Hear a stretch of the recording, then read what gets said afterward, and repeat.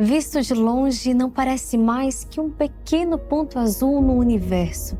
Mas visto daqui, é simplesmente gigante. É difícil ter ideia da dimensão do planeta Terra, mas talvez fique um pouco mais fácil colocando em números.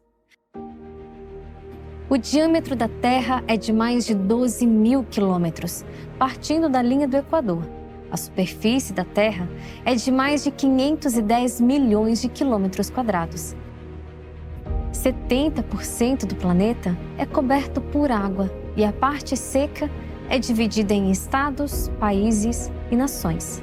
Existem 195 países reconhecidos pela Organização das Nações Unidas. Embora a luta para mudar os limites geográficos de muitos desses países estão sempre em andamento.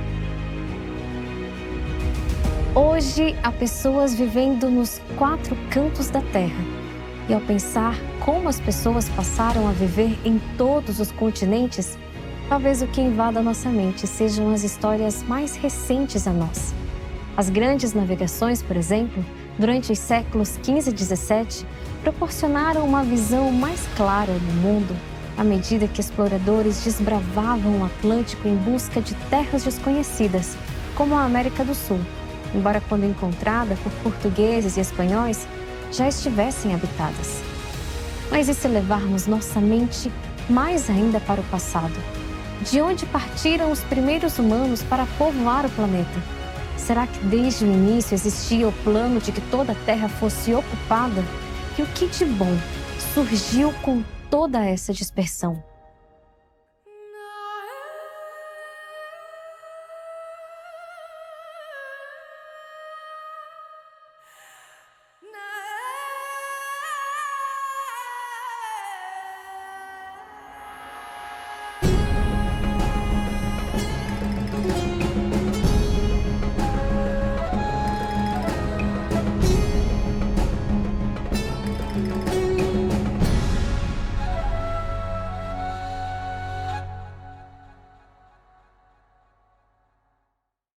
Tanto o criacionismo como a teoria da evolução concordam que em algum momento as pessoas passaram a se dispersar pelo mundo. Enquanto o evolucionismo sugere que o homem surgiu na África e levou milhões de anos para povoar o mundo inteiro, o criacionismo, por outro lado, acredita que a dispersão pelo mundo levou muito menos tempo que isso. Isso é interessante, porque assim, por exemplo, você está o exemplo aqui da América, do continente americano. Nós sabemos que a população aqui do continente americano, ela não estava aqui originalmente. Ela é alóctone, que nós chamamos, ela veio por migração. E a teoria mais aceita, tanto por criacionistas e evolucionistas, hoje em dia, é que houve uma migração a partir do continente asiático. Então, numa era da glaciação, onde nessa era da glaciação, houve um rebaixamento do oceano, que permitiu que uma ponte que existe entre o Alasca e a Sibéria ficasse exposta, a ponte terrestre. E houve a migração do continente asiático para o americano. Tá? Então essa teoria da migração a partir desse estreito de Bering é um consenso. As populações migraram para a América do Norte, para a América do Sul. Houve migrações posteriores também.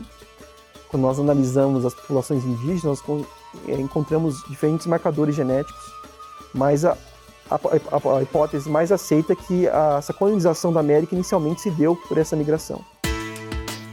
Apesar de tantos avanços na ciência, ainda é difícil saber todas as rotas por onde os seres humanos se moveram no passado até povoar o planeta Terra. E, por vezes, há mais dúvidas do que respostas. Embora algumas rotas, como o Estreito de Bering, sejam tidas como consenso, o ponto de partida, o lugar onde os seres humanos surgiram e de onde se dispersaram, não é. Segundo a teoria da evolução, tudo se iniciou na África. Em outras palavras, o ser humano atual, a espécie Homo sapiens, teve sua origem na África e de lá se espalhou por todo o planeta. É claro que, na teoria da criação, as coisas são diferentes. Não muito diferentes, mas apresenta, digamos, uma parte do itinerário que é diferente. De acordo com a Bíblia, a arca se assentou na região de Ararat, na região das montanhas de Ararat. Então foi de lá que saíram os animais, e foi de lá que saíram os seres humanos. E a história bíblica conta que, em um determinado momento, um grupo desses seres humanos migrou para a área de Sinar. E nessa história, acontece uma confusão de línguas e as pessoas se separam como consequência dessas línguas. E esse é o grande ponto da migração. De acordo com a Bíblia, essa migração povoou todo o planeta. A partir dali, da região de Sinar. Portanto, é claro que para a Bíblia, o ponto inicial não é a África, mas sim o ponto está situado entre os rios Tigre e Eufrates. Dispersão se refere a uma migração lenta baseada em caminhadas e a procura de regiões com características físicas adequadas para o desenvolvimento, como água, boas condições para a produção de alimentos e que oferecesse segurança estratégica contra eventuais ataques. Curiosamente, se olhamos o mapa, a atual região do Oriente Médio é uma ponte terrestre entre diferentes continentes. Dali se tem acesso à África, Ásia e Europa. Dali, realmente, é possível chegar nos 4 cantos da Terra. Pensando objetivamente, cada uma das teorias sugere que todos os seres humanos têm uma origem comum. E apesar das grandes diferenças vistas no mundo, somos todos iguais no sentido de que viemos do mesmo lugar.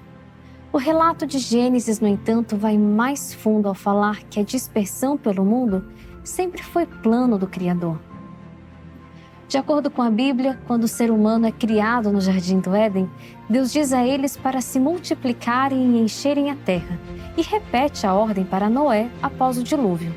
A famosa história da Torre de Babel vai justamente de encontro a essa ordem, quando os seres humanos, desconfiados de Deus, decidem se unir na construção de uma torre muito alta que alcançasse os céus, para que seus nomes ficassem famosos e para que não fossem espalhados pela terra.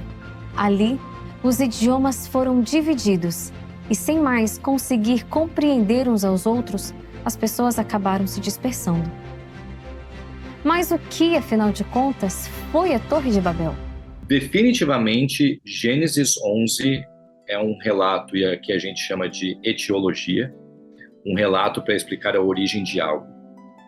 Então, ele serve para explicar a origem da diversidade linguística da humanidade. Sem dúvida, esse é o propósito dele.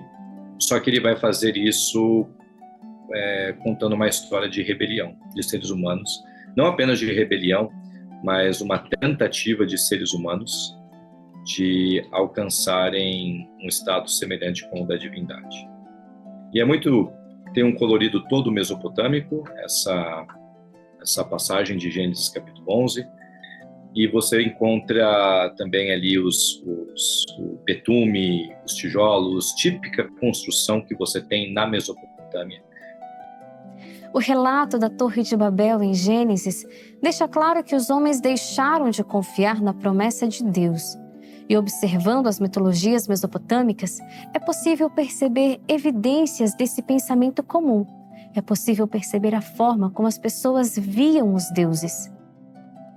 As mitologias de dilúvio que vêm da Mesopotâmia representam a cosmovisão dos mesopotâmios a respeito do evento. E a cosmovisão deles via, claro, um panteão de deuses, mas também via os deuses como arbitrários, não confiáveis e um juízo não tão justo, não tão ético quanto a Bíblia apresenta. Eles descrevem, por exemplo, que a causa do dilúvio era que a humanidade estava fazendo muito barulho. Ou seja, era só barulho. É uma coisa para você falar, precisava destruir o mundo inteiro por causa de barulho, mas é uma diminuição do papel deles, né, do papel humano no evento do dilúvio. E isso faz com que a reação deles depois seja: precisamos nos defender para que isso não aconteça de novo. Eles ignoram completamente a parte da aliança que Deus faz com Noé. E começa a construção da Torre de Babel. E a Bíblia declara que havia objetivos na criação, na construção dessa torre. O primeiro era chegar ao céu. O segundo é que eles queriam ficar famosos. A Bíblia explicitamente diz isso. E o terceiro objetivo é que eles não queriam se separar. Eles queriam ficar juntos. Então, a meu ver, o problema é que os homens não queriam se separar uns dos outros. Deus já tinha pedido que a humanidade se dispersasse e ocupasse a Terra.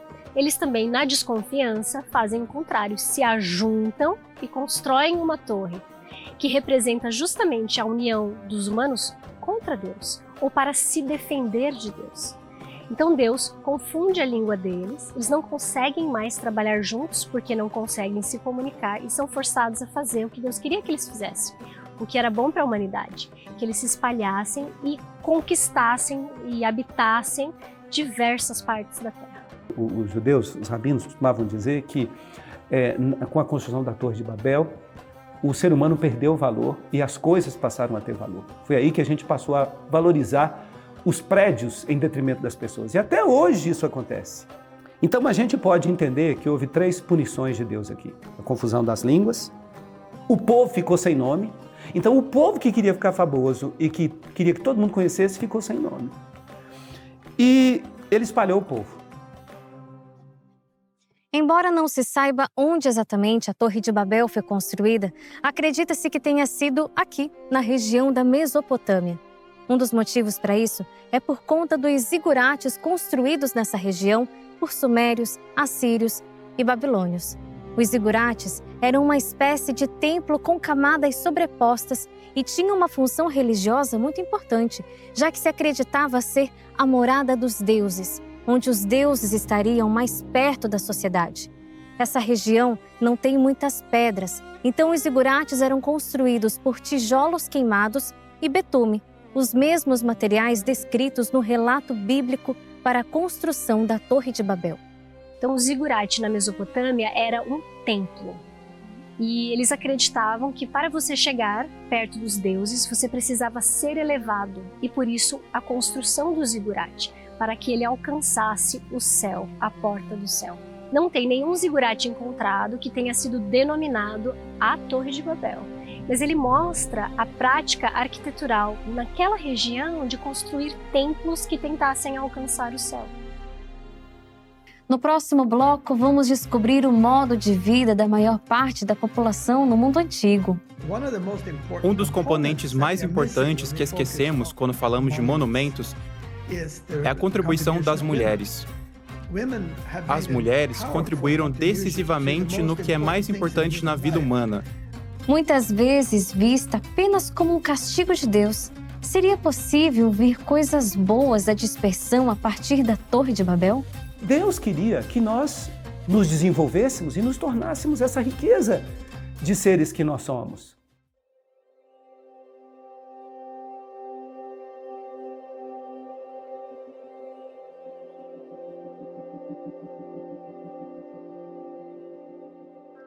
Para a maioria dos povos que existem hoje no mundo, a terra onde nasceram e onde seus pais e avós nasceram é uma das principais fontes identitárias. Muitas pessoas ao redor do mundo vivem, lutam e morrem pelo seu país ou nação. Hoje, o planeta é bem delimitado, com fronteiras e limites, mas nem sempre foi assim. Houve um momento em que os povos eram nômades e se mudavam de região para região atrás de boas condições de sobrevivência, especialmente atrás de água e terra fértil.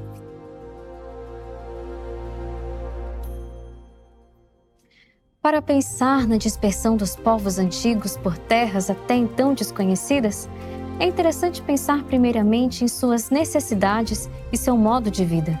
A base para a sobrevivência estava em conseguir água, comida, proteção e, com isso, poder se reproduzir, tanto eles como pessoas, como seus animais e suas terras.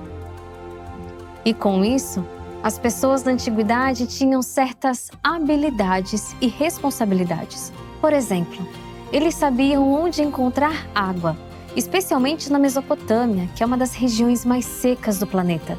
Sabiam produzir diferentes tipos de plantas e grãos, e existia uma atitude de conservação em relação à terra, que não deveria apenas ser usada para obter lucro no curto prazo, mas deveria ser cuidada de forma que pudesse passar às gerações seguintes. Assim, a mudança de região se devia, na maioria das vezes, na busca por melhores condições de vida em outro lugar. Estamos acostumados a viver no mundo moderno em que a terra está dividida e a propriedade privada. Então, quando você tem uma casa, existem limites para a sua casa. E isso está registrado e ninguém pode tomar o seu terreno. O mesmo acontece com os países. Temos fronteiras. No passado, não havia esse tipo de registro de terras para indivíduos ou países. Em vez disso, você tinha o direito de usar a terra, mas não havia uma fronteira fixa. Ela podia mudar o tempo todo. E isso era de fato muito importante, porque e se, por exemplo, parte da sua terra não estiver recebendo água, ou talvez esteja muito seca, então você tinha que ser flexível e se mudar para o outro lugar. Essa flexibilidade em relação à propriedade era necessária. Outra coisa interessante é que as pessoas podiam viver, ou melhor, sabiam como viver em uma casa de pedra ou de barro, em uma caverna ou em uma tenda, de modo que podiam alternar entre elas.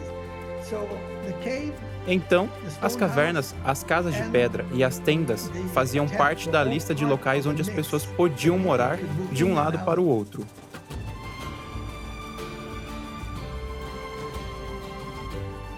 O conhecimento que se tem do mundo antigo se deve, em muitos casos, ao estudo de textos escritos. Textos estes produzidos em geral por escribas, contratados por monarcas e imperadores, tornando estreita a janela pela qual é possível ver o passado, já que a maioria das pessoas não sabiam escrever e, ainda que vivessem sob o domínio de grandes monarcas, eram autossuficientes no seu dia a dia. É possível que, ao pensar nesse passado distante, a maioria de nós se lembre apenas de grandes personagens que marcaram seus nomes na história e construíram grandes monumentos para que fossem lembrados para sempre. No entanto, a maior parcela da população vivia uma vida simples, tentando sobreviver diariamente, ao mesmo tempo que passavam seus conhecimentos aos filhos e netos, nas conversas e no trabalho de cada dia. Suas casas e suas tendas já não existem e seus nomes talvez nunca foram escritos. Mas por meio da arqueologia é possível conhecer o modo de vida da maior parcela da população no mundo antigo, seus costumes, seus valores, suas leis, seus conhecimentos.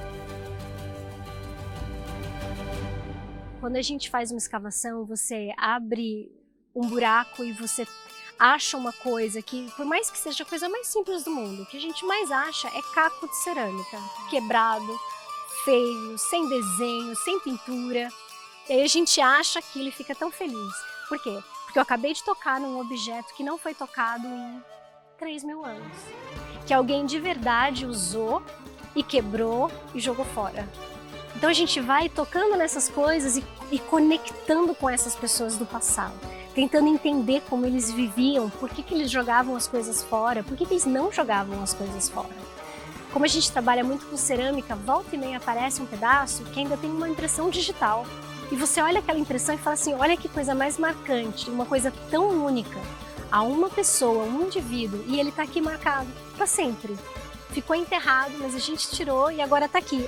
O meu dedão em cima dessa impressão, fazendo essa conexão entre passado e presente.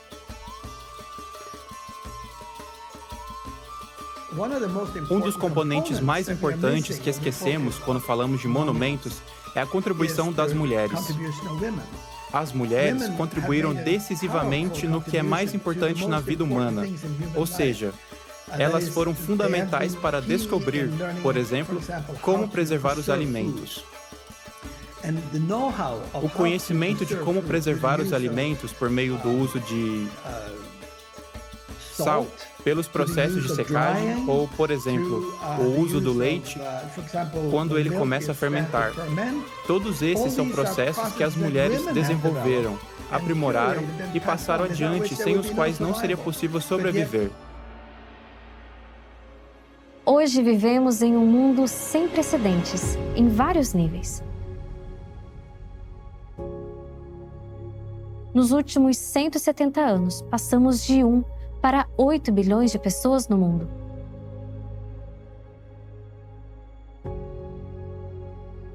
Sem sombra de dúvidas, esse aumento tão significativo muda a forma como as pessoas vivem, muda seus valores e a perspectiva daquilo que é importante.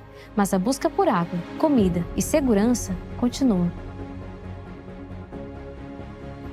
Hoje, toda a terra já tem dono. Tudo precisa ser comprado. Mas se pararmos para pensar, a dispersão das pessoas pela terra continua, ainda que de outra forma. Pessoas saem de seus países em busca de emprego e melhores condições de vida em países mais desenvolvidos, por exemplo. No mundo antigo, a grande maioria das pessoas vivia no campo, eram agricultores e tiravam o seu sustento da terra. Hoje, a maior parte da população mundial se aglomera em grandes cidades, disputando por espaços, o que nos leva a pensar por que, desde o início, Deus queria que as pessoas se espalhassem e que benefícios poderia haver nisso. Basta olhar hoje o que o acúmulo de pessoas faz numa região. Mais poluição, menos comida, mais competição por espaço, menores espaços e menos qualidade de vida. Então, quando Deus diz para a humanidade se dispersar, eu acho que tem muito a ver com a qualidade de vida das pessoas, com conquistarem novos lugares, com acharem novas coisas. Faz parte da descoberta. Vamos achar uma região que tem pedra, vamos achar uma região onde tem ouro, vamos achar uma região que agora a madeira é especial. Os cedros do Líbano são a madeira mais forte e mais leve ao mesmo tempo. É uma madeira incrível e é um cedro específico ao Líbano. Então você tem muita riqueza que a gente só aprende quando a gente se espalha e vai procurar em outras áreas do mundo. E eu acho que Deus queria que o povo se espalhasse porque Deus queria criar diversidade. Ele gosta de diversidade. Ele queria que as pessoas se espalhassem para que elas pudessem desenvolver culturas e costumes diferentes. Não é? Já pensou? Se nós não tivéssemos espalhado, nós não tínhamos a culinária mineira, que é a melhor culinária do mundo. Tá certo? Então, foi importante, ou não teríamos a culinária baiana, que é excelente também. O que eu vejo é que o Deus da Bíblia é o Deus da diversidade. Não tem um outro caminho, isso eu acho que para todas as coisas. Antes de pensar no ser humano, vamos pensar no que foi criado. Deus não, na criação não pensou, poxa, eu vou criar a flor. E daí ele criou a flor. A margarida, que é branca e com um redondinho amarelo. Eu acho que é isso, né? Ele criou a margarida que tem aquela cor e todas as flores são assim. Não, é só a gente dar uma volta, fazer um hiking, que você vai ver o quanto de flores, de plantas, de um monte de coisa diferente, né? De animais, daí se a gente extrapolar para fora da flora, né? Os animais, a diversidade de animais e etc. Então a gente já vê isso na criação toda. Deus queria que nós nos desenvolvêssemos e nos tornássemos essa riqueza de seres que nós somos. Ele queria que nós todos fôssemos diferentes uns dos outros. Então, por causa disso, ele provocou. Na Torre de Babel, a gente fala de diversidade linguística, mas a Torre de Babel também é a origem da diversidade racial. A história da Torre de Babel talvez seja justamente o ponto da pluralidade que vemos hoje. Mas mais do que isso, pensar na Torre de Babel nos leva na direção contrária do egoísmo e preconceito ao ver que o mundo não é só nosso, que há outros mundos no planeta, que há outras línguas, outras culturas que consideram esse mesmo espaço de terra no universo como lar.